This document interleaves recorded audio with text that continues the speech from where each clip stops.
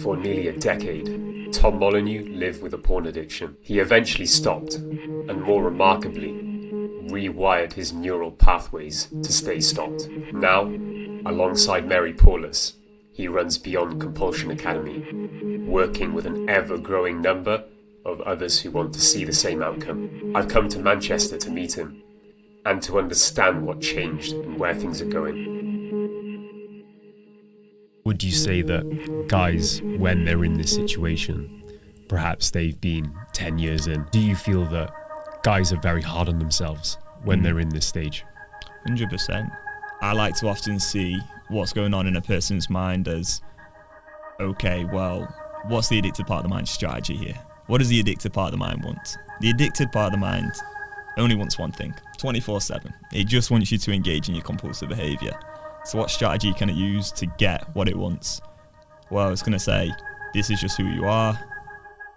There's something wrong with you. Why do I have these desires? And it's going to try to resist those desires, push them away, distract yourself, avoid them. So seeing it from that angle, you can just see, well, yeah, obviously you're going to end up feeling like a failure, like there's something wrong with you, etc., etc., because that's what the addictive part of the mind wants. Because if it can get you into that headspace, then you're going to go, it. Just one peak won't hurt. I'll just do it one more time. Doesn't really matter.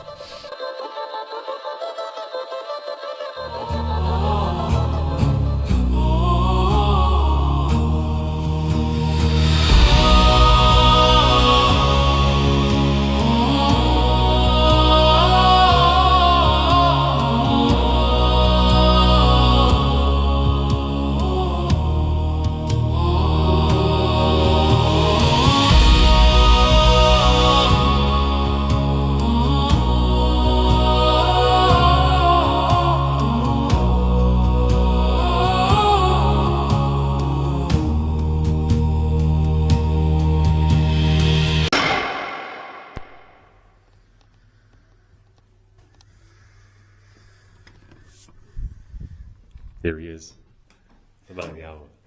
How's it going? Good news. It seems that you have your script out Yeah, I've got and it. stuff, and this is a cornerstone of the method, right? Yeah. This is what we're all about, really. I mean, this script is the thing that's going to help you change your neural pathways. But the key thing isn't just having a script. We've had some guys message and be like, oh, I just asked ChatGPT, tell me create a script. And I'm like, it's not really going to work. It's like the specific wording and the foundations, the first principles that the script is built upon. Yeah. Is that which really matters. And so it's about having a very specific way to get actually connected to the neural pathway of compulsive desire. Think it all the way through without acting on it. You do that repeatedly. And what you're going to be able to do is think your way through your choice and therefore change the outcome. And that's going to help you stay in control of yourself, think rationally in all moments of compulsive desire. So you no longer have to fear about urges ever again, and you can live your life freely instead. Nice. And I remember when, I've gone through this process of learning the script, obviously being coached by you and Mary, and I know that sometimes you guys in the program can look at the script and feel, damn, this looks really simple. It looks like I'm just reading something on a piece of paper or something, right? And it's like, how is this going to sort of stop me and keep me stopped from watching porn? And it's a bit confusing when you first walk into it. But again, it's about first principles, rewiring those addicted neural pathways, and making sure the repetition is there.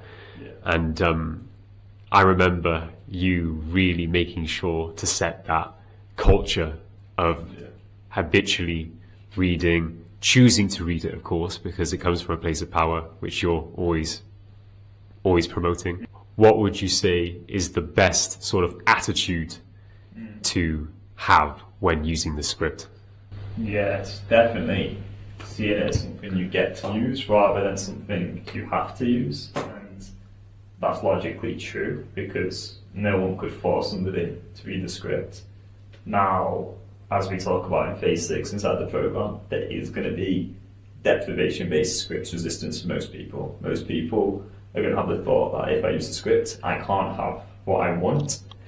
That isn't true. And as we know, the script gives you a choice. And so it's about framing it as, this is going to enable me to think through my choice in a rational way and give me that option to actually experience desire without acting on it and therefore change my neural pathways. So it really is about seeing it as an opportunity. Yeah, I absolutely attest to that. There's so much mental conflict that just comes from the addiction and being stuck in the addiction that once it's lifted, or perhaps a better way of putting it would be you're able to deal with the moment by moment experiences of discomfort and urges in the correct way. A lot of that dark cloud seems to shift, and you come at life from a lot more of a clear position. So this hits home pretty hard with me, what we've just talked about. I was wondering if you have like any words of encouragement to guys who are currently in this situation. Perhaps they are in or are not in a program. What words of reassurance could you give guys who are in this situation? They're feeling hopeless because they thought they were doing the right thing, but it turns out they're still engaging. They're feeling the negative consequences of sustained engagement in porn. What would you kind of say to these guys? Yeah, I just want people to know that there's nothing wrong with who they are and nothing wrong with their sexual desires, nothing wrong with them. And instead, the problem is inadequate solutions to this problem. That is what's going on. In my opinion, I honestly believe most of the internet information, whether it's nofap, steaming attention, self-improvement content, I believe a lot of that content just creates these really warped perspectives of reality and installs incorrect thinking into people, which the addicted part of the mind latches onto to then get people to relapse. Whether it's the thought around steaming attention that the urges are going to build up, or whether it's a no-fat belief that a certain amount of days correlates to a certain level of benefits. There's all these beliefs that we're just being they're just being like thrown upon us day in, day out online, and it just makes the problem a lot worse, and it's just skirting away from the real issue, which is dealing with compulsive desires directly. Plus there's a lot of helpless content out there. What I mean by that is stuff about avoiding the triggers, removing the triggers, installing blockers, getting away from the desire. Like, a lot of the content out there is literally working against you. And I just want people to believe that there is a way out of this problem for good, without feeling terrible, without feeling exhausted all the time, without feeling frustrated, and one that can actually empower you to talk about this from a place of confidence, a place of empowerment where you can go, yeah, I know what to do. I don't need to be, stuck in this cycle for the rest of my life. I don't need to have accountability buddies and blockers for the rest of my life. You can actually embrace moments of temporary discomfort when you have those desires, think it through rationally, and actually be in charge of yourself. And I just want people to know that all of that is possible, and neuroplasticity is real. Alright, so yeah, that's it. With porn, for me, it was age 12. So looking at porn basically every night between the ages of 12 and 16. Wasn't aware of the consequences at all during those 4 years. So that's like 1,200 plus days of masturbation with porn. That is a lot of wiring in your brain. That is a lot of repetition. And then between the ages of 16 and around 25, you then got 9 years of intermittent reinforcement, going on no-fap streaks, trying to stop, and then relapsing again. So then what I've done is I've just wired my brain to basically put porn on an incredible pedestal, going on a streak, having this ultra focus on it, trying not to do it all the time instead of actually focusing on what am I choosing to do and why. No real education on the problem at all, and then I'm just continuing to relapse and compound those feelings of there's something wrong with me, strengthening those addictive neural pathways for 9 years. That's a lot of repetition again. So Tom, guys that have known you for a while know you from your early days on YouTube. So what made you record your first ever video, and how is your understanding of the problem, your understanding of porn addiction changed over time?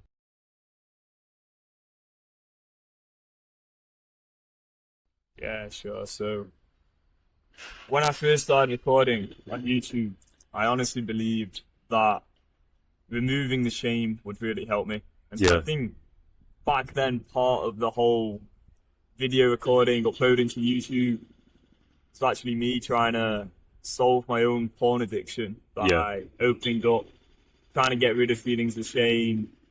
And I knew one day I wanted to really focus my whole life on helping people solve porn addiction. Yeah. I wasn't quite sure how back then, but I knew one day I'd be able to do that. And so I started to create YouTube videos, sharing my own experience, talking about NoFap. Things have really changed now because I've learned exactly what to do in those moments of compulsive desire. I also think through the choice rationally, make decisions you're proud of. And back then, when I first started creating the videos, I wasn't even aware of what the real problem is. Whereas now, I understand the problem and I know how to deal with it. Totally. And I think that learning is such a critical step in just understanding and ascertaining the right strategy to solve this problem, right? And along the way, you met Mary Paulus. So 35 years of experience of dealing with all sorts of compulsions. And so how did that come about? Yeah, it was a funny one. So there was this random company called Podcast Guest who got in touch with me, and they said, "Hey Tom, would you like to feature in our newsletter?" Now at first I was like, okay, sure, but I kind of thought it was going to be like a scam or something. Turned out it wasn't a scam. They put my podcast, which back then was Finally Quit Porn, in their newsletter, and basically I received a spreadsheet of about 50 to 60 names, random people all over the world wanting to come on my podcast as a guest. And I went through this spreadsheet. They'd all applied to come on the podcast with different explanations why they'd be a good guest. One of them was Mary Paulus. I thought, okay, let's give her a go. 35 years experience in addiction recovery. Let's see what she's got to say for herself. She's come on the podcast. She started to talk about neural pathways and all this stuff that I hadn't really heard of much before. And after the podcast, or maybe before, I can't quite remember now, she said something along the lines of like, "Tom, I've listened to one of your recent episodes of the Finally Quit Porn podcast. You said you relapsed. Still in the addiction. Would you like some coaching?" Yeah. Okay, let's do it. And I remember having coaching with Mary at my grandma's house. Yeah. Brilliant stuff, brilliant stuff. And so at some point you thought, when you first did that coaching session with her, did something sort of click in your mind on that first session, or was it a bit further on the line where you sort of thought, well, I think Mary's got a good sort of angle on this, right? And so how did that sort of manifest? Yeah, I think one exercise we did was one where we were focusing on the denial of certain parts going on. So it's like a denial that you want to do it, and then a denial that you want to stop doing it. And she had me write down this little notebook I had. I want to engage, and then I want to stop, and then like cover up each side of this sort of equation. And it was just like a very different way of doing things. And then she started to say to me, like, "Tom, just repeat facts 1 and fact 2 as often as possible." And I'd be like, just repeating them in my mind, like hundreds of times a day. I mean, at first, things didn't fall into place, like fit into place right away. A few things where I went wrong at first, but I feel like I've got there in the end.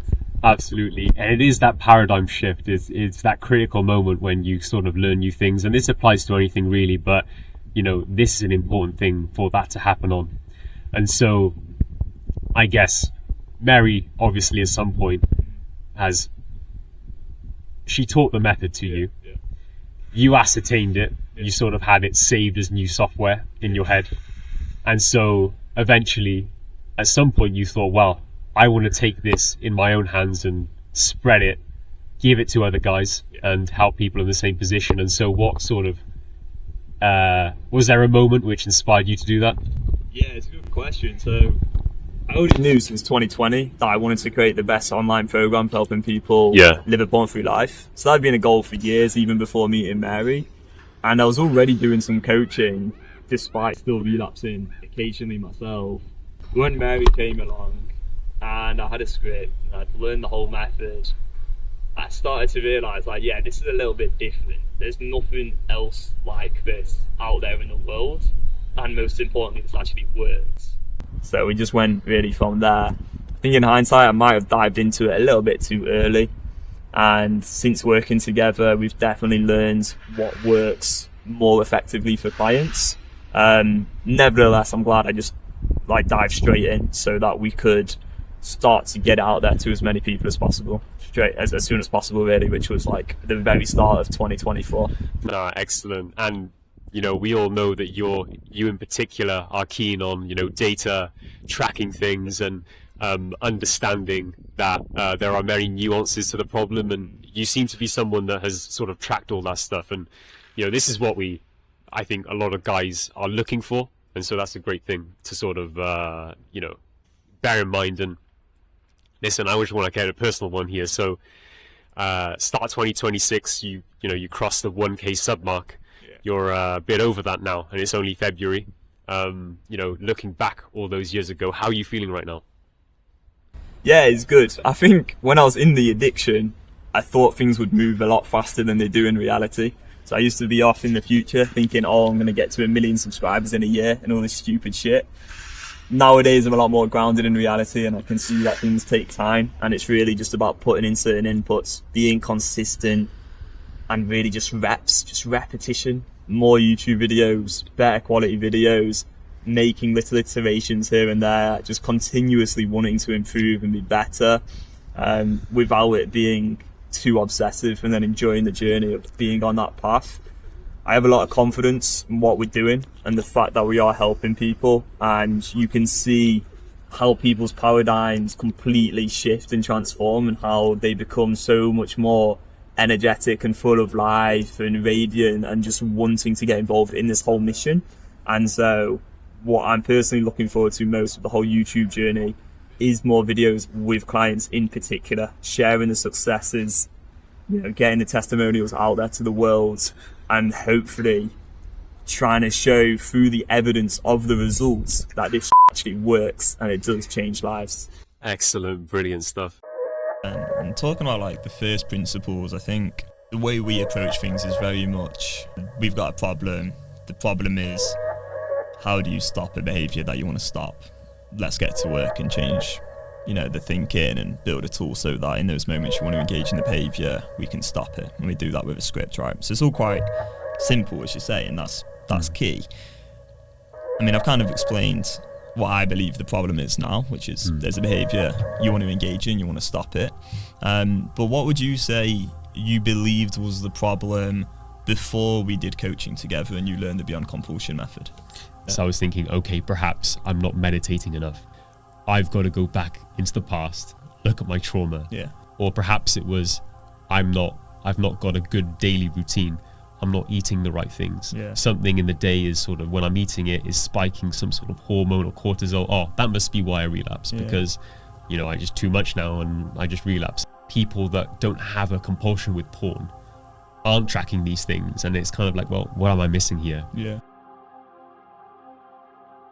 So yeah, Tom, there's a concept in recovery that's especially popular in this space, that, relapse is part of recovery. And so there's no doubt that relapses in recovery do happen, but you highlight that there's a hard-hitting reality to that concept. So I was just wondering, can you sort of expand on this a little bit?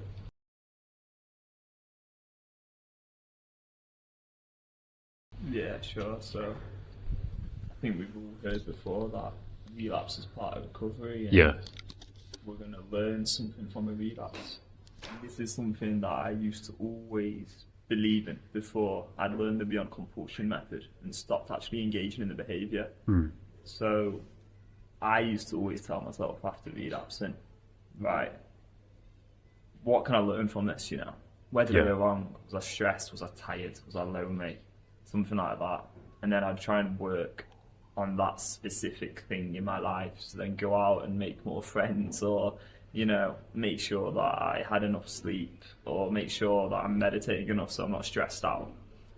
But the problem with that approach of learning from the relapse is every time you relapse, you actually strengthen the addictive neural pathways. And so you relapse, that's what's going to create more desire in the future for you to engage in the behaviour again. Now, the only way out of this revolving door loop of relapse and then go on another streak, then relapse again, is to face the hard reality, which is that relapse is not part of recovery. Yeah, because a lot of stories that you hear in this space is that it's a up and down sort of progression on the graph. So you have your highs and your lows. And I think within any sort of process of stopping porn, there's going to be that high and lows on the emotional level, no doubt. But what I'm gathering is that specifically when it comes to actually engaging or like relapsing, those neural pathways, as we talk about a lot and you talk about a lot in the BC method, is that relapsing will just spin those addicted neural pathways right back up. Yeah. And so maybe in a way someone could learn that something, a method or a process didn't work for them, but it sounds like what you're saying is regardless of the intention or the perception of that growth, you are straight back into the addiction. Those addictive neural pathways spin right back up as they were before. Yeah. And so I guess you've learnt this the hard way, right? Yeah, 100%. Probably second this issue. I remember going through sort of 2 paid programs before, you know, meeting Mary and yourself, right? And so there was this sort of self-improvement methodology towards the problem. And what I found that was, even though I was doing the things that these coaches were prescribing to me in the program, sure, they helped in other areas of my life, and you do benefit from that. But when it comes to actually stopping, you know, watching pornography and staying stopped, it seemed that there was something missing, or at least something within my attempt, right? And what I found was that even if I was improving in other areas, if I was to just engage once within that period, I'd still be feeling absolutely garbage about everything, including the victories, right? And it sort of dims the, what would be a better way of saying it? It takes the sweetness away from those victories. Yeah. I was expecting to sort of fix and resolve the problem, trying to get a solution to work from an indirect angle. Yeah. But yeah, you're totally right. I mean, from my personal experience, say if I was on a long, say, streak or something, or perhaps I was doing well because I was measuring success on perhaps if I relapsed once or twice, that would be a good month. But even on that second relapse in that month, it would be a pretty savage situation because that would lead me straight into a binge. And we all know what happens. It just like spins your life into a tailspin. Yeah. And all those negative thoughts come back. And anything good that's going on in your life, you might feel that you don't even deserve it. You're feeling crap about it. And you're still riding a negative momentum. Yeah. And so it makes sense. Yeah. 100%. I think what you said there about how even the wins taste less sweet is so true. It's a little bit like you could have a mobile phone with all the applications and the best camera in the world and all the contacts and everything you could ever dream of, but relapsing is a bit like turning the brightness down all the way and being on grayscale and being unable to actually use the phone in a productive way. Or in terms of like football terms, it's a bit like relapsing is a bit like only being able to play with your weaker foot. Like I'm right-footed. If I could only play with my left foot, I'd be at football. Like I'd still be playing the game, but I'd be worse than I already am, right? So yeah, it's a bit like that. Yeah. Hey, the hard hitting realities that we sort of have to face, and I think it's hard for guys to come to terms with, but sometimes it's facing those necessary realities and really getting an accurate take on the problem if we sort of want to move past this, right? And there are actions to consequences with all well-meaning included, and that's the reality of the situation. Yeah. Hi, it's Tom here from the Compulsions Academy. How's it going?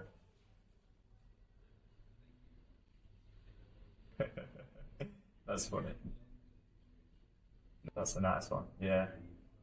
Yeah, I'm good, thank you. It's funny you say that because the last person I called was in the middle of watching one of my YouTube videos when I called him, and then you paused it as well. Sounds like you've tried quite a lot then. Yeah, exactly. Yeah, yeah. Well, credit to you, for searching for a solution and wanting to end this problem. How's it impacting you at the moment in your own words, would you say?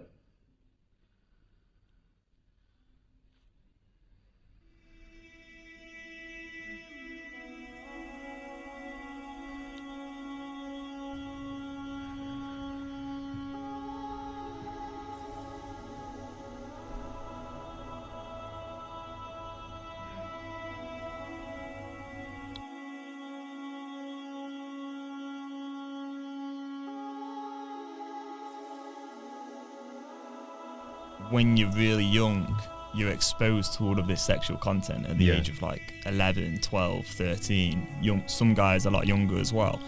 And it's like, you've not really been given the chance to deal with your sexual desires in a rational way because you just haven't been taught how. And it's like, what can you really expect from like a 12-year-old kid growing up in the Western world today other than to get addicted to porn? People question themselves, oh, why am I addicted to porn? How are you not addicted to porn? Right. Like, that's how I see things. It's like, it's almost inevitable growing up in our society. Yeah. And yeah, you may be a byproduct of the conditioning and the socialization that you've gone through in your formative years, but that doesn't mean you're then stuck in that way forever. Due to neuroplasticity, fortunately, we can change the brain. Exactly. And that's the wonderful, great thing. And it just requires certain inputs.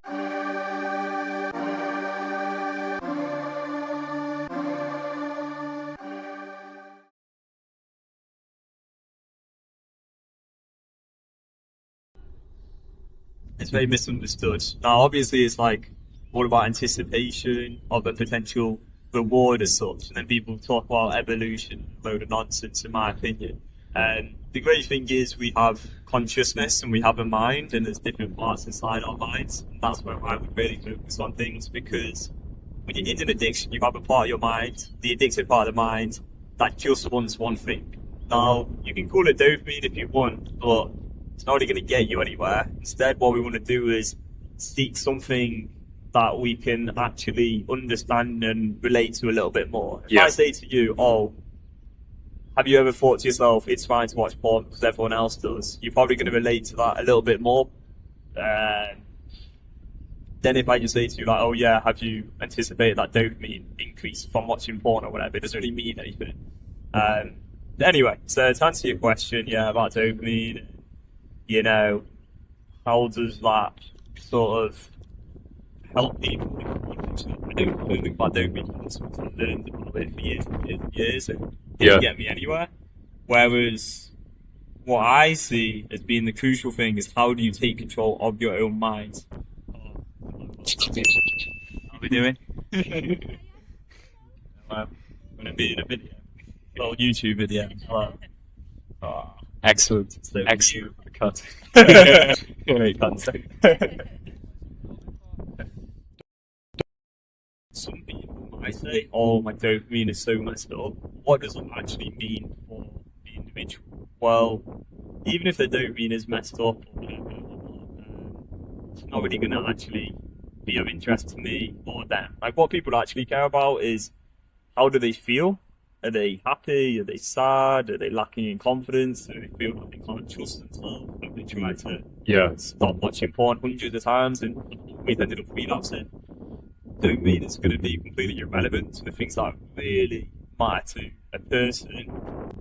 To me, it's just a lot more effective to describe how we feel about stuff rather than try to use like analytics and measurements of some random things being extrapolated from neuroscience to try and fit into addiction, which doesn't really make sense. So hopefully that does make some sense. I don't know, but No, absolutely. does it come up in people's like conversations? I think sometimes, but it's not really relevant to actually stopping the behaviour, which is what I focus on. And I think from what I've sort of experienced, watching countless amount of content, you sometimes get a bit of convolution in that when someone would come along and perhaps say, well, this is an unhealthy type of dopamine. You know, separating these things, I feel, is sort of convoluting the issue, relating it back to porn here, when it comes to how am I going to react to those moments when I'm very sort of afraid of what's going to happen, when I'm feeling the urges, how I'm going to sort of react when I'm desiring to watch all these different scenes or whatever. How am I going to navigate it mentally, as opposed to how is my dopamine being regulated in this moment? And it's just far out of my mind at that point. And so, yeah, it makes sense what you're saying.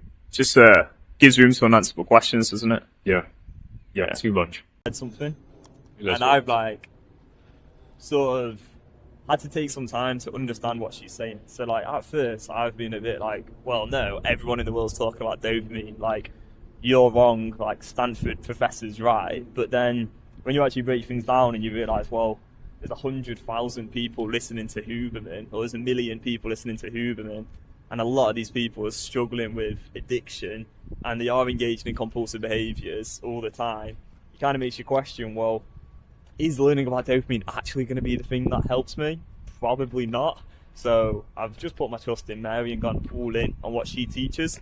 And she's been teaching this method that's helped me transform my life way before anyone even knew about dopamine. And if that isn't evidence that this stuff works, I don't really know what is. So you don't really need to know about dopamine to actually succeed in stopping compulsive behaviours. That's what I would say.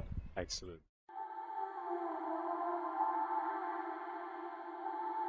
Yeah, I was just sitting there thinking, look, there's just must be a better way of looking at this, and turns out that there was, right? And so it just goes to show that just going back to thinking about the problem on a level of first principles on the matter, you can really just surprise yourself. And having gone through this coaching and being able to stay stopped, benefits come way sooner than you think. Yeah, it is something that I'm hoping will open a lot of guys' eyes. Yeah, 100%.